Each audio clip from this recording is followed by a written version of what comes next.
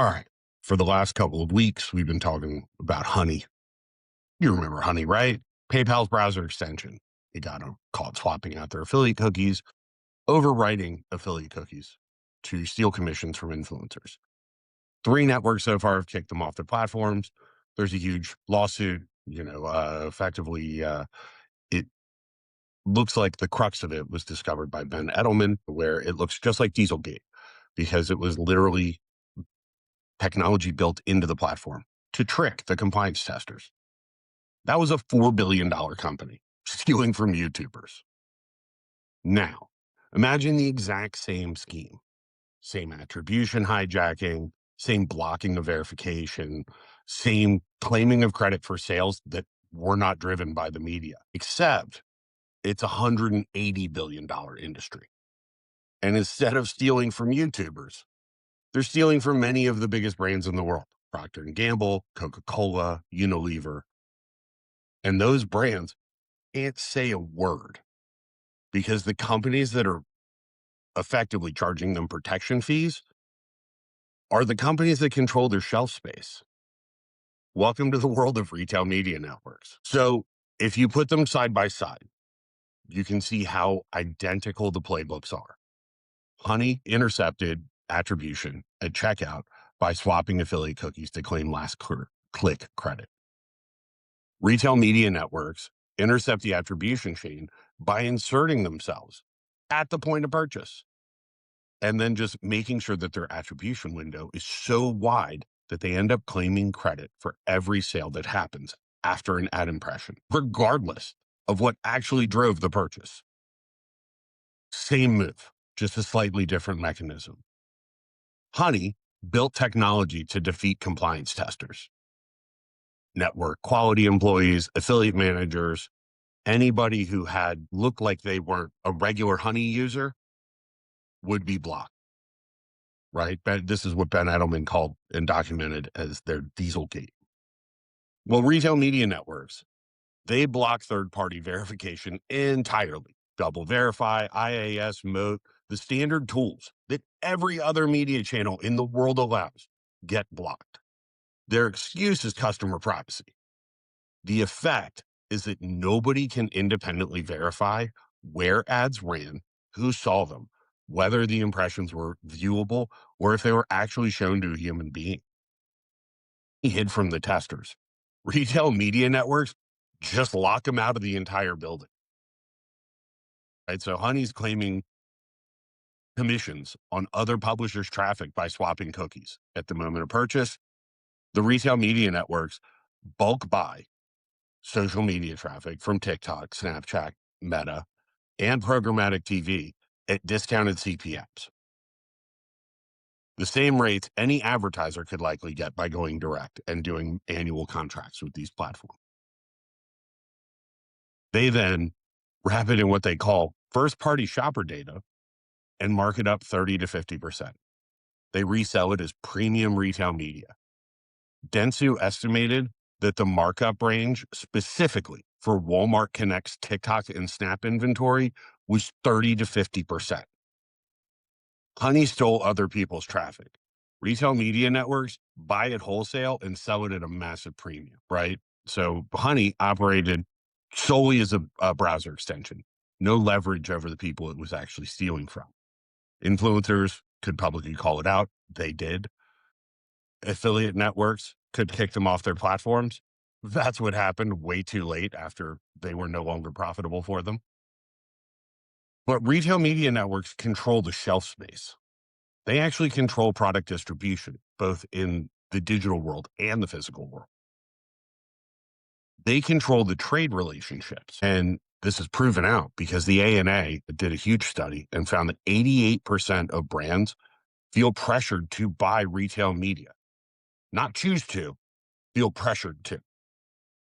The ANA has called them reluctant buyers and brands have told them that they play defense as much as offense because if you don't spend, you're going to lose shelf space. Honey didn't have hostages. Retail media networks are holding CPG brands hostage all over the place. And that's the difference. Everything else is the same.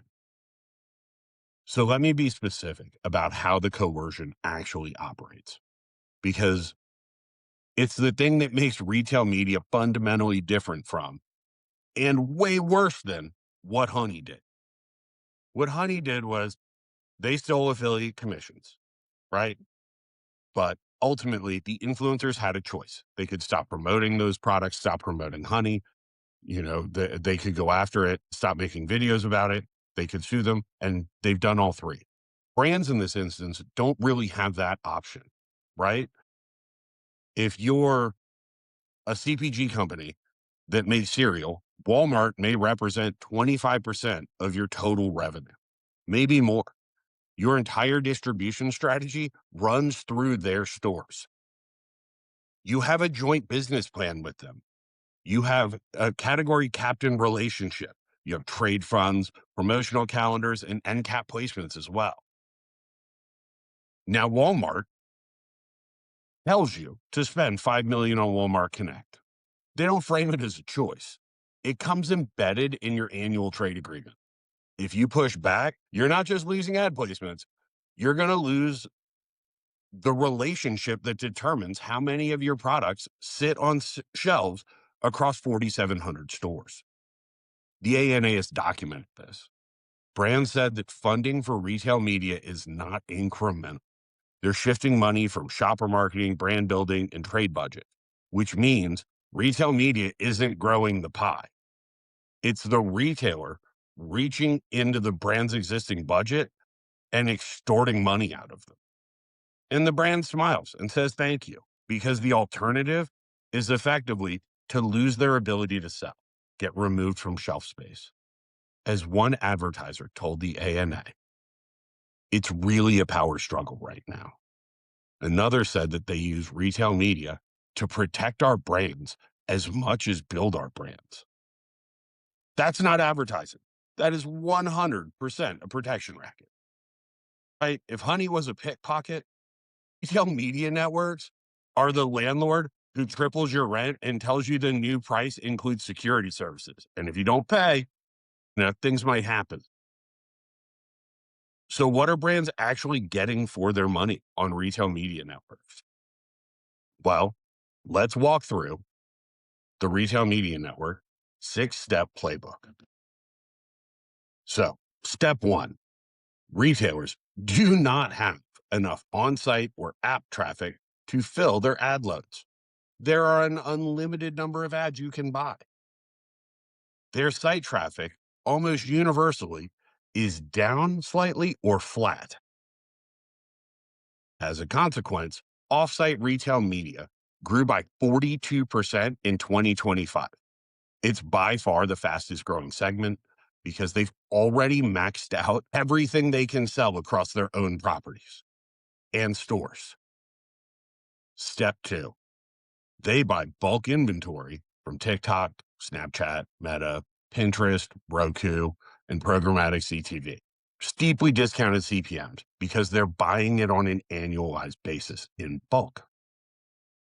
Step three, they wrap it in first-party shopper data. That's the pitch anyway. We have 60 million household purchase histories. But the reality is, most of the targeting just runs on lookalike audiences, modeled audiences, probabilistic matches. You're not reaching verified shoppers. You're reaching people who statistically resemble shoppers. As one agency exec asked publicly, are you even targeting category shoppers at that retailer or running a prospecting campaign on behalf of the retailer? Right? In a lot of cases, brands are now paying the retailer to build their customer base, but with the brand's budget. Step four, they mark it up 30 to 50%. Dentsu, their head of commerce, estimated that the range for Walmart Connect. Walmart enforces mandatory minimum DSP spend. Smaller networks are way more opaque about their margins, but they're probably in a similar range. Step five, they block third-party verification. Double verify, IAS, Moat, all blocked. The stated reason is customer privacy. But the real reason is the same reason Honey built tester detection technology. If you let people actually verify your claims, they'll find out your claims are bullshit.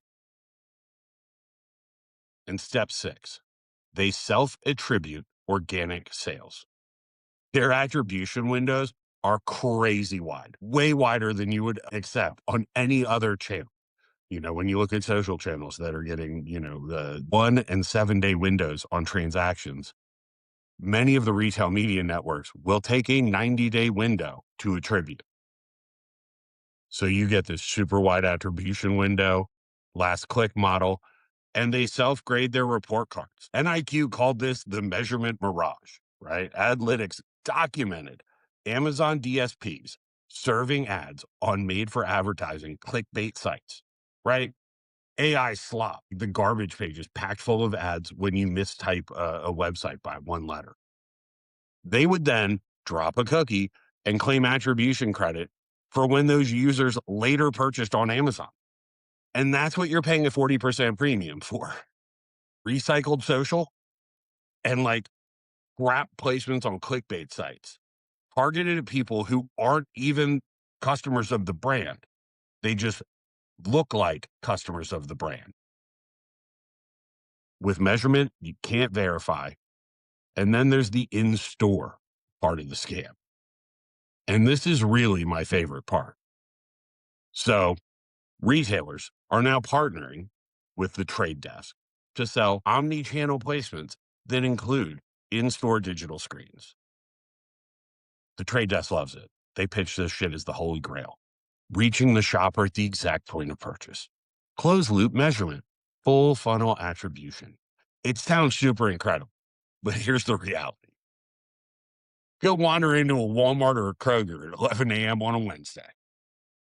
Aside from a handful of Walmartians, that store is going to be empty, right? Aside from staff, there's really very few shoppers walking around. But there are more than 200 screens on average in that store, blasting ads on repeat.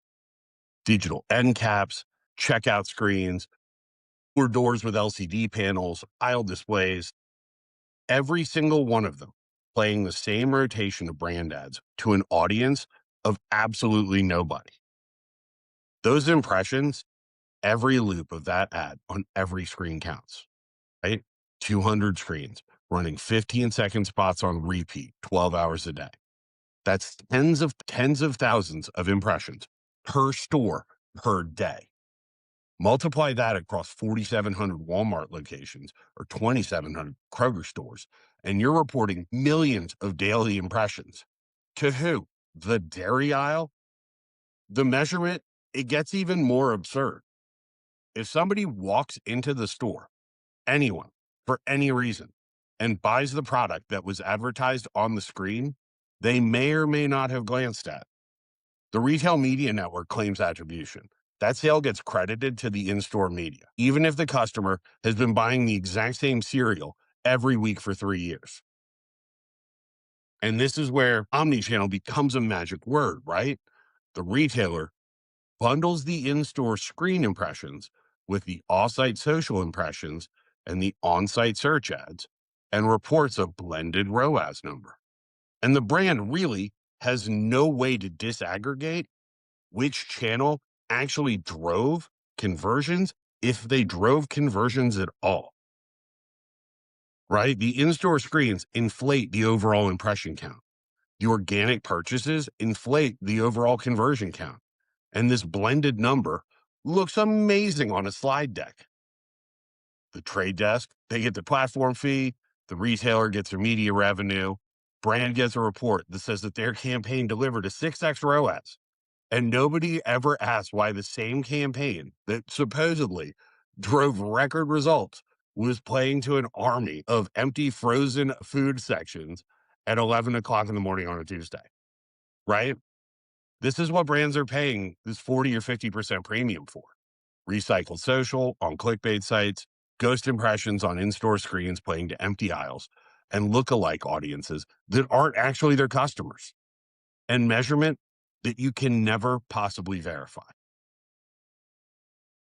So if you look across the space, the retail media's networks here, at least in my opinion, have some pretty substantial exposure, right? On both a legal and a financial basis, especially if you're using that Honey framework, right?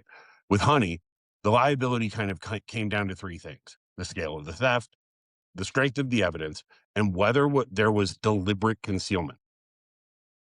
It looks like the same framework would apply here. So if you look at Amazon ads, right, they are the juggernaut, 75% of the US market with $56 billion in annual revenue. They're the Honey of retail media, except they're the marketplace and the ad network and the DSP. That structural conflict is the entire story. Analytics already documented Amazon DSP serving their brand ads on MFA clickbait sites and claiming attribution for on-site Amazon purchases. Their modeled conversions for off Amazon supply use probabilistic matching, guessing, in other words. Their ROAS numbers are self-reported and completely unverifiable. If even 10% of Amazon's attributed sales are inflated, that's $5.6 billion annually in phantom ads being sold. Every CPG company advertising on Amazon is a potential plaintiff here, really. With Honey, the evidence came from networks logs showing the cookie swaps. With Amazon, the evidence comes straight from Analytics screenshot showing brand ads on garbage sites and Amazon claiming the conversion. Same receipts with way bigger numbers here. Number two, Walmart Connect. Walmart is the most transparent about the scheme, which paradoxically kind of makes them the most vulnerable. They openly buy Snapchat and TikTok inventory and mark it up 30 to 50% and resell it. They've expanded into non-endemic advertising, selling to automotive, entertainment, and financial services companies that don't even sell products at Walmart. Those advertisers have zero organic purchase data to target against. Walmart is selling them effectively a lookalike Snapchat or TikTok audience at a 40% markup. Right? With Honey, the smoking gun was the cookie swap at checkout. With Walmart, the smoking gun is a TikTok impression sold at a $25 CPM that the brand could have bought directly for $7. Same inventory, same audience, just substantially more expensive and no way to independently verify the performance. You know, there's a handful of others that kind of also look pretty bad here and look like they're holding some questionable practices. But Target Roundel, right, 1.76 billion a year. They run offsite through Index Exchange and Criteo, but advertisers have flagged that there's limited data sharing and opaque measurement. Right, you do get strong first-party data from Target Circle, but offsite leaves a lot of gaps in attribution.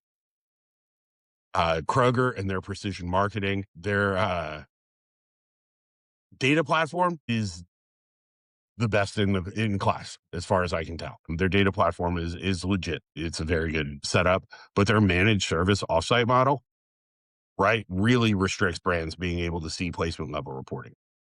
Right, when you don't know where your ad ran, that's when you're starting to get into Honey territory. And then number 5 would be Instacart.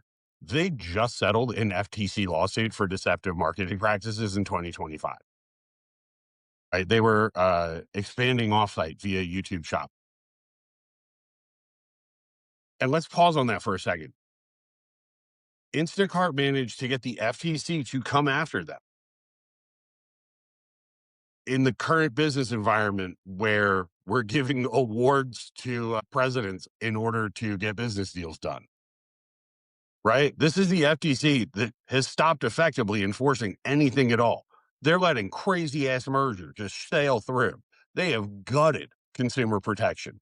And still, Instacart's practices were so deceptive that they are triggered a lawsuit and a fast settlement, right? You have to be doing something spectacularly dishonest to get this FTC in particular to pick up the damn phone. That's not a red flag, man. That's a flare gun. If regulators come for retail media broadly, Instacart is already on the list. And whatever they were doing, the bigger networks are likely doing it at 10 times the scale with way less oversight. Now, for the smaller retail media networks that are out there, and we're talking about, some CVS, Walgreens, Albertsons, Dollar General, and Rite Aid, they're all fairly fast growing. Biggest gripe against them would be they would have the least mature compliance kind of across the board. Albertsons is really, really out there on transparency. Most of the others are still black boxes in terms of where things are coming from. Right. And here's kind of the crux that really has led to this and why brands haven't really been able to do what influencers did to Honey. So there's a critical difference between Honey's bad actions and those of retail media, and why this is going to prove so much harder to fix. Right. When Honey got caught, the response was relatively swift. They at least began to investigate, right? Once Megalag and Ben Edelman released the video showing the defeat mechanism, the network stepped in and suspended them for the most part. Rakuten, Impact, and Awin all kicked Honey off their platforms. The system worked incredibly slowly, imperfectly, and when it was least financially impactful to do so, but it worked because the victims really had nothing to lose by fighting back. But brands here, they have everything to lose. If a CPG brand manager at Kellogg's, right, goes public and says, we have data proving that Walmart Connect is overcharging us for recycled TikTok impressions, and they won't let us verify any of the measurements. What happens? They don't lose an affiliate partnership. They lose Walmart, right? That brand managers get shelved. That brand's products are losing their shelves and, or moving to the very bottom row. Promotional support evaporates, annual trade plan gets renegotiated with a way harder edge, right? Walmart knows this. They also know that no individual brand will go first on this. The incentive structure makes it totally impossible. The retailers also know this, and it's what makes the 88% who feel coerced to buy from them so damning, right? This isn't a secret. Brands tell the ANA that they're feeling pressure to buy shit ads. The ANA publishes it, everyone reads it, and nothing changes because the power dynamic is far too lopsided. With Honey, the victims could fight. With retail media, the victims are handcuffed to their abuser. So what needs to happen here, right? Like, if you're a brand, or the FCC or a regulator, I don't know. They're probably on YouTube now because they're not doing anything else. But here's what would break it out, right? The ANA really needs to turn its programmatic transparency lens directly onto retail media. They did a great job. They found $26.8 billion in wasted programmatic spend. They built a benchmark methodology. They need to apply this exact same framework to retail media networks, starting with their offsite inventory provenance and attribution verification. Number 2, brands need to run incrementality tests and share the results anonymously. If you pause retail media for 2 weeks and sales don't drop, you're paying for a lot of organic conversions. One brand proving this is a data point. 20 brands proving it, that's a class action lawsuit. Number 3, demand third-party verification or walk. If a retail media network is blocking Double Verify, IAS, or Moat, ask why. There's really no legitimate reason to block verification, except if you're looking to avoid accountability. Honey built tester detection tech. Retail media networks, they just block testing entirely. Both are concealment, just in different ways. Number 4, hopefully in 2029, the FTC will decide to investigate. I mean, this FTC did investigate Instacart, but they currently seem to be on sleep mode. But if Instacart was bad enough to trigger enforcement from a commission that isn't enforcing much, imagine what an actual investigation into Walmart or Amazon's ad measurement practices would uncover. There's 180 billion in brand spend that relies entirely on self-reported metrics, blocking verification, and no oversight or regulation. That's an open invitation for fraud. Number 5, go direct. At the top end of it, SEO and SEM are not just on Google anymore. Your consumers are searching on TikTok and YouTube and Instagram before and if they even hit Google. Buying that inventory directly instead of through Walmart at a 40% markup is A, way cheaper, B, more transparent, and you get to keep your own data. So if you think about it, Honey was a browser extension, got caught, sued, kicked off a bunch of networks. PayPal paid $4 billion for it and is now likely going to pay a lot more. Retail media networks are doing the exact same thing at like 50 times greater scale. They're buying cheap traffic, marking it up, blocking verification, self-attributing organic sales, and holding brands effectively hostage so that nobody talks about it or changes anything. The only question is whether this gets the Honey treatment, where the victims actually fight back and the system self-corrects, or whether the current hostage dynamic is just too powerful and it effectively would take regulation to break this open. But if you work at a brand or you're a marketer working on behalf of them, you already know this is happening. You have to know this is happening in your campaigns. You've seen ROAS reports that don't end up. You've asked for placement level data and been told no. You've been handed a joint business plan. It's really just an invoice. You're not alone. 88% of y'all feel the same way, right? We just need somebody to jump off first.